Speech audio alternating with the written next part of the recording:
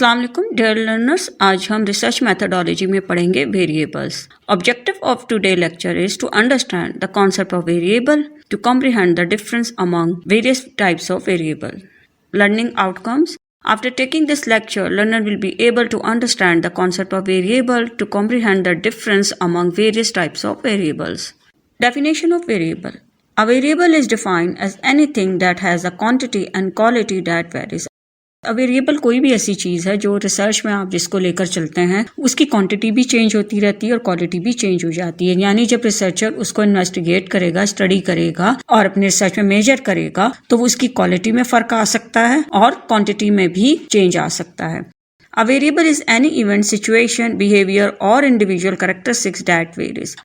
अब वेरिएबल को आप कोई भी एक इवेंट ले लें, सिचुएशन ले लें, कोई बिहेवियर ले लें या किसी पर्सन की करैक्टरिस्टिक्स को हम मेजर कर रहे होते हैं, इंडिविजुअल की करैक्टरिस्टिक्स को ले रहे होते हैं, तो वो रिसर्च के दौरान उसमें चीज़ों में चेंज आता है, उसकी करैक्टरिस्टिक्स में, उसकी क्वालिटी में, क्वांटिटी में चेंज आता है कि जो आप कंस्ट्रक्ट लेते हैं, जो वेरिएबल आप रिसर्च में स्टडी करेंगे, उसकी मेजरमेंट के दौरान उसकी क्वांटिटी, क्वालिटी वेरी कर सकती है, उसमें चेंज आ सकता है, उसमें तार चढ़ाव आ सकता है कि एक चीज़ ज़्यादा भी हो सकती है, एक का स्कोर जो है वो कम भी आ सकता है।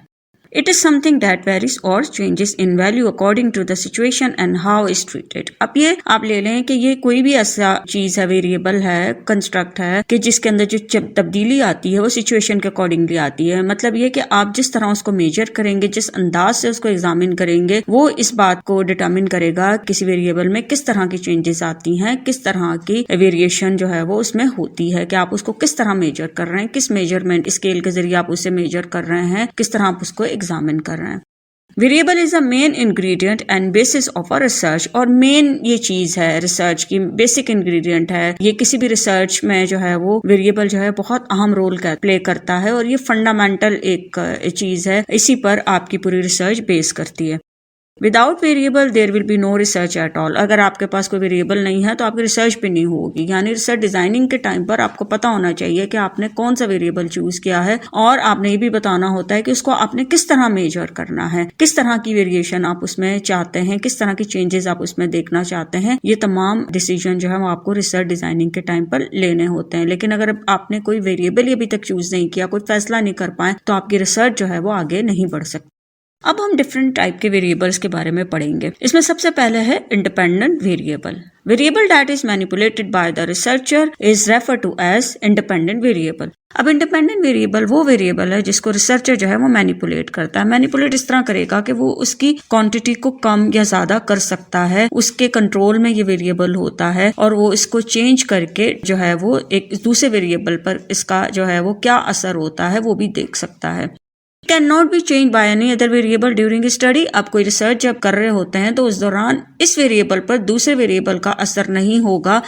इस इंडिपेंडेंट वेरिएबल का दूसरे वेरिएबल पर असर हो सकता है, इसका इम्पैक्ट दूसरे वेरिएबल पर आएगा। आप इसको समझ लें कि एक तरीके से आप इसको कॉजिंग फैक्टर के तौर पर स्टडी करते हैं कि ये कॉज होगी। अब जो आउटकम होता है, आउटकम कभी भी कॉज के ऊपर या वजह के ऊपर असरअंदाज नहीं होता है, कि जो वजह होती है वो बताती है कि आगे सिचुएशन क्या होगी या किसी चीज में किस तरह का चेंज आ सकता है। इसलिए ये इंडिपेंडेंट वेरिएबल कहलाता है। फॉर एग्जाम्पल एक रिसर्चर जो है वो नॉइस का इम्पैक्ट जो है वो देखना चाहता है क्लासरूम में, स्टूडेंट लेक्चर के दौरान स्टूडेंट्स के बिहेवियर पर उसका क्या असर होता है या स्टूडेंट कॉन्सेंट्रेशन पर उसके क्या असरात होते हैं। तो यहाँ पर रिसर्चर जो है वो खुद से नॉइस को कम या ज्यादा कर सकता है। वो फैन का नॉइज हो सकता है, किसी और चीज का नॉइज हो सकता है, तो ये यहाँ पर उसके कंट्रोल में होगा। वो इसको मैनिपुलेट करेगा अकॉर्डिंग टू द नीड और रिक्वायरमेंट। अब रिसर्चर जो है वो इस नॉइज को कम या ज्यादा करके ये देखेगा कि उसका स्टूडेंट के ऊपर क्या उसके असरात होते हैं, स्टूडेंट के बिहेवियर में किस तरह का चेंज आता है या स्टूडेंट की कंसंट्रेशन जो है वो किस हद तक मुतासिर होती है।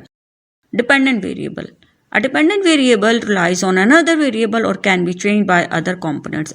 अब ये वो वेरिएबल है जो दूसरे वेरिएबल पर डिपेंडेंट होता है। मसलन ये कि अगर इंडिपेंडेंट वेरिएबल में कोई चेंज लाया जाए, उसको मैनिपुलेट किया जाए, तो उसके असरात जो दूसरे वेरिएबल होंगे वो डिपेंडेंट वेरिएबल होगा। इसमें जो भी चेंजेस आप देखेंगे वो इंडिपेंडेंट वेरिएबल की वजह से ही इसमें देखेंगे।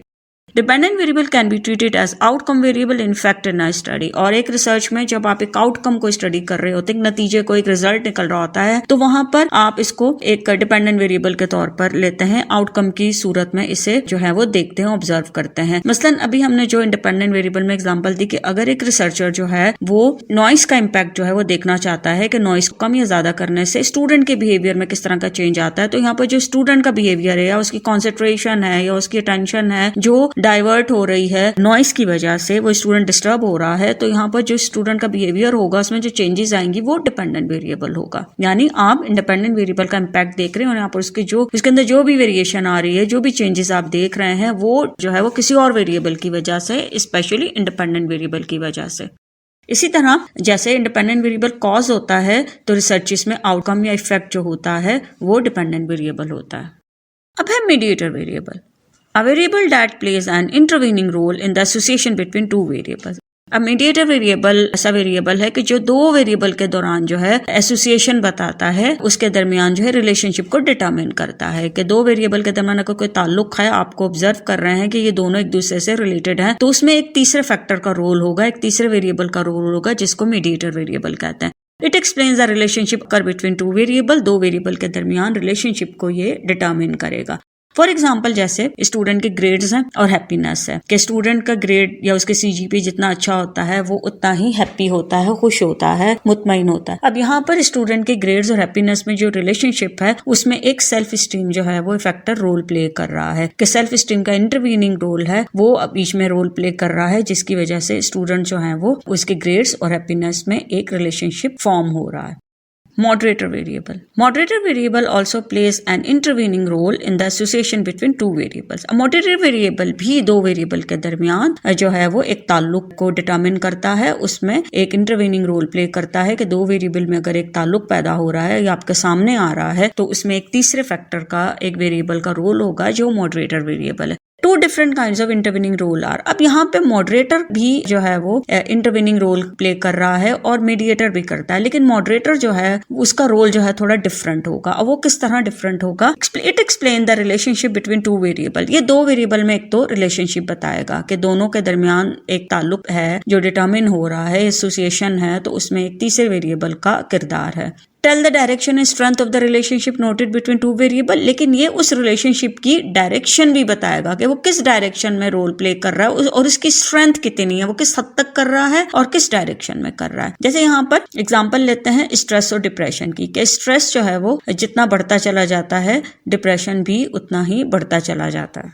अब जैसे यहाँ एग्जांपल लेते हैं कि एकेडमिक परफॉर्मेंस है और सेटिस्फेक्शन है। जिन स्टूडेंट्स की एकेडमिक परफॉर्मेंस होती है, अच्छी होती है, उनमें सेटिस्फेक्शन ज़्यादा होती है। अब इन दोनों में रिलेशनशिप तो है, लेकिन इसके अंदर एक तीसरा वेरिएबल जो रोल प्ले कर रहा है वो परफेक्शनिज्म है। परफेक्शनिज्म डिटरमिन करेगा कि एकेडमिक परफॉर्मेंस और सेटिस्फेक्शन में जो रिलेशनशिप है वो कितना मजबूत है और किस डायरेक्शन में है और वो इसकी स्ट्रेंथ क्या है। क्योंकि एकेडमिक अगर सेंस ऑफ परफेक्शनिज्म होता है तो वहाँ पर सेटिस्फेक्शन जो है वो बहुत अच्छी परफॉर्मेंस होने के बावजूद भी लोगों में कम होती है। तो अब आप इन दोनों में जो एसोसिएशन होगी, जो रिलेशनशिप डिटरमिन हो रहा है, उसमें परफेक्शनिज्म का रोल है। और परफेक्शनिज्म ना सिर्फ इन दोनों के दरमियान रिलेशनशिप को एक्सप्लेन करेगा बल्कि उसकी डायरेक्शन भी बताएगा, उसकी स्ट्रेंथ भी बताएगा।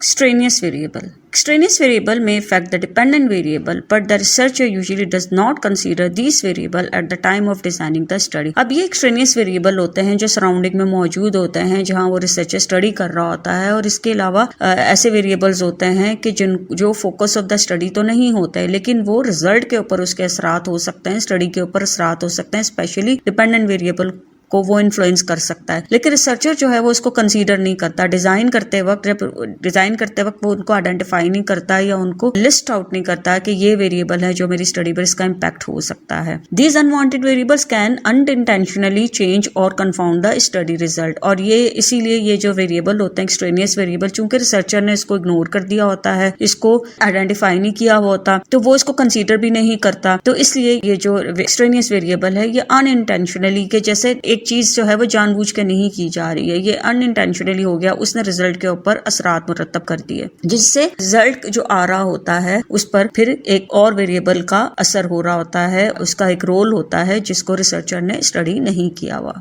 जैसे सपोज रिसर्चर जो है वो नॉइस का इम्पैक्ट देखना चाह रहा है कि वो स्टूडेंट के बिहेवियर पर उसके क्या असरात होते हैं, तो रिसर्चर जो है वो फैन और जो क्लास के अंदर जो नॉइस है उसको तो वो स्टडी कर रहा है, लेकिन एक नॉइस एनवायरनमेंट में भी मौजूद है, बाहर से भी आ रहा है, जिसको रिसर्चर ने अहमियत नहीं दी और ये जो है समझने की कोशिश नहीं की या उसको इग्नोर कर दिया अनइंटेंशनली कि वो भी नॉइस जो है वो ये और किस्म के भी नॉइस हैं जो रिसर्च के ऊपर या रिजल्ट के ऊपर जो है उसके असरात मुरतब हो सकते हैं।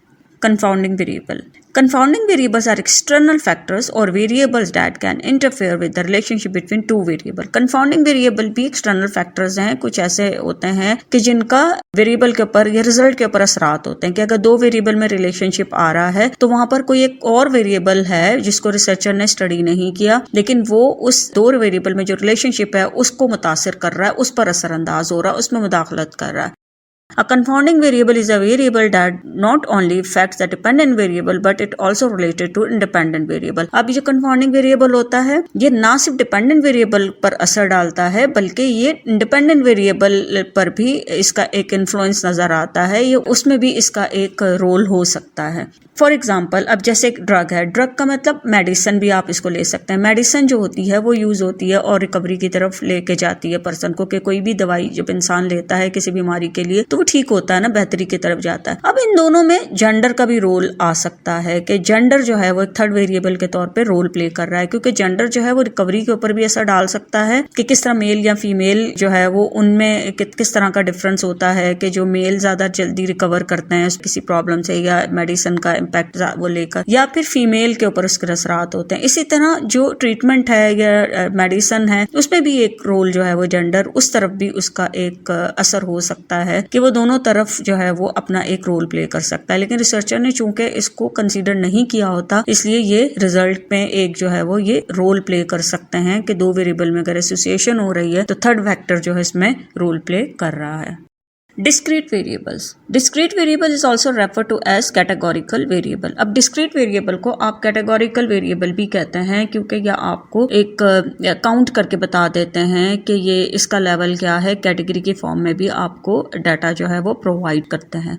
Discrete data are associated with a limited number of possible value. अब यहाँ पर जो डाटा आएगा वो लिमिटेड नंबर में होगा और ये आपको गैप बता देगा दो चीजों में, और आप इस तरह का डाटा होगा, इतना होगा कि आप उसको काउंट कर सकते हैं, वो आपकी रेंज में है और आपको वो इस हद तक उसकी अंडरस्टैंडिंग है या वो आपको इस फॉर्म में मिला है कि आप उसे काउंट कर सकते हैं, उसको देख सकते हैं, दो चीजों के दरमियान गैप बता सकते हैं कि यहाँ से यहाँ तक कितना गैप मौजूद है। Discrete variable are countable in an infinite amount of time. For example, we can count the amount saved in bank account. Discrete variable countable form में होता है, finite amount इसकी होती है कि जो आप फिनिट का मतलब ये कि लिमिटेड है, कोई अनलिमिटेड चीज नहीं है कि जिसको आप करते जा रहे हैं। यहाँ पर आप काउंट करके बता सकते हैं कि हाँ बैंक अकाउंट में जैसे पैसे होते हैं तो आप उसको काउंट करके बता सकते हैं कि स्पेसिफिक कितनी अमाउंट मौजूद है। तो यहाँ डिस्क्रीट वेरिएबल जो रिसर्च में होगा उसको आप जो है वो काउंट कर सकते हैं और उसको लेबल कर सकते हैं, कैटेगराइज कर सकते हैं, क्योंकि वो आपके पास लिमिटेड फॉर्म में मौजूद है। Continuous variable Continuous variable can take an unlimited number of values between the lowest and highest points of measurement. अब continuous variable वो है कि जो आपके पास डाटा जो आता है वैल्यू अनलिमिटेड फॉर्म में आ सकती है, यानी आप हाईएस्ट और लोएस्ट के दरमियान मेजरमेंट कर सकते हैं और करते भी रहते हैं, उसको कंटिन्यू भी कर सकते हैं। मतलब वो वैल्यूज आपके पास जो आ रही हैं वो कंटिन्यूटी में आ रही हैं और इस तरह है कि आप उसे जो है वो मेजर करते जाएंगे तो आपके पास फर्दर वैल्यूज जो है वो आती चली जाएंगी। Continuous variable include speed and distance, जैसे डिस्टेंस है, स्पीड है, तो वहां पर जब आप उसको मेजर करेंगे स्पीड को तो जरूरी नहीं कि एक स्पीड पे जाकर जो है वो आपके पास एक वैल्यू आ गई और अब इतनी आ गई है कि बस वो इतनी खत्म हो गई, बल्कि स्पीड इस तरह की चीज है कि आप उसको अगर मेजर करते जाएंगे तो वो फर्दर मेजर होती जाएंगी, वो आपको एक एक पॉइंट की जो है वैल्यू आपको मिल रही होगी। इसी तरह डिस्टेंस है, डिस्टेंस बढ़ता चला जाता है और आप उसको मेजर करते चले जाते हैं। Sometimes continuous variable are measured and counted forever, और continuous variable हैं वो मेजर किए जाते हैं। वैसे ज्यादातर ये मेजरमेंट इसकी होती है, ये काउंटेड कम होता है क्योंकि काउंटेबल वो चीज होती है कि जो जिसकी एक स्पेसिफिक रेंज होती है जो एक फिनिट फॉर्म में आपके पास मौजूद है। लेकिन चूंकि ये चीजें कंटिन्यूटी के साथ जारी रहती हैं तो इसको काउंट करना जो है आपके लिए मुश्किल होता है रिसर्चर के लिए, और इसको अगर वो काउंट करेगा तो वो उसको फॉरएवर समझे करता ही चला जाएगा। जैसे फॉर एग्जांपल कोई पेशेंट है किसी स्पेसिफिक प्रॉब्लम के साथ, तो आप उसका अगर बॉडी टेम्परेचर उसका देख रहे हैं तो वो वैल्यूज आपके पास आती चली जाएंगी। जरूरी नहीं है कि अगर आपने कह दिया कि इस वक्त इसकी जो बॉडी टेम्परेचर है वो ये है, तो वो हमेशा बॉडी टेम्परेचर वैसे ही रहेगा। तो वो बॉडी टेम्परेचर जो है उसकी डिफरेंट वैल्यूज जो है वो आती रहेंगी और वो कंटिन्यूटी के साथ उसको जो है वो ऑब्जर्व किया जा सकता है। इसी तरह किसी डेवलपमेंटल फेज में जो वेट मेजर हो रहा होता है, एज मेजर हो रही होती है, तो वो भी काफी अरसे तक उसको किया जा सकता है कि जैसे अगर कोई बेबी है उसका वेट आपने फाइंड आउट करना है, उसका मेजर करना है, तो वेट आप कंटिन्यूटी के साथ उसको करते चले जाएंगे और वो एक आपके पास एक कंटिन्यूस फॉर्म में वो होगा कि वो बच्चा जो है वो अगर 5 साल का है तो उसका वेट मेजर किया है, फिर वो 5.5 साल का है, फिर 6 साल का है, 7 साल का है। इस तरह जैसे उसकी एज बढ़ रही है तो उसके वेट में भी फर्क आ रहा है। तो यहाँ पर ये वेरिएबल ऐसा होगा जो आपको मेजर करके बताना है। आप जो है ये अनलिमिटेड जो है वो वैल्यू आपको ये दे सकता है। तो ये जो कंटिन्यूस वेरिएबल होता है, यहाँ पे जो मेजरमेंट होती है तो वो आपको रेंज के दरमियान कोई भी वैल्यू आपको दे सकती है। किसी भी तरह की वैल्यू आपके पास जो है वो आ सकती है। इन्फिनिट जो है वो नंबर आपके पास आते रहते हैं। तो ये लर्नर्स ये सारे वो वेरिएबल्स थे जो आप रिसर्च में यूज कर सकते हैं। आप इनमें से कोई भी वेरिएबल चूज कर सकते हैं और उस वेरिएबल में किस तरह की चेंजेस आएंगी ये डिपेंड करेगा कि आपने वो रिसर्च डिजाइन कैसे की है और आपने अपनी स्टडी में उस वेरिएबल को मेजर कैसे किया, उसको ट्रीट कैसे किया है। वो डिटरमिन करेगा कि वेरिएबल में कि उसकी क्वालिटी में किस तरह का चेंज आ रहा है और उसकी क्वांटिटी में किस तरह का चेंज आ रहा है। बहरहाल आपको रिसर्च डिजाइनिंग के टाइम पर वेरिएबल चूज करना होते हैं। अगर आप कोई वेरिएबल चूज नहीं करेंगे और उसको अंडरस्टैंड नहीं करेंगे तो आपकी रिसर्च जो है वो आगे नहीं बढ़ सकती। आपका रिसर्च वर्क जो है वो स्टार्ट ही नहीं हो सकता, आप उसको इनिशिएट नहीं कर सकते। तो आपको रिसर्च डिजाइनिंग के टाइम पर वेरिएबल जो है वो लेने होंगे और ये भी डिसाइड करना होगा कि आप उन वेरिएबल को कैसे मेजर करते हैं, उसको किस तरह ट्रीट करेंगे।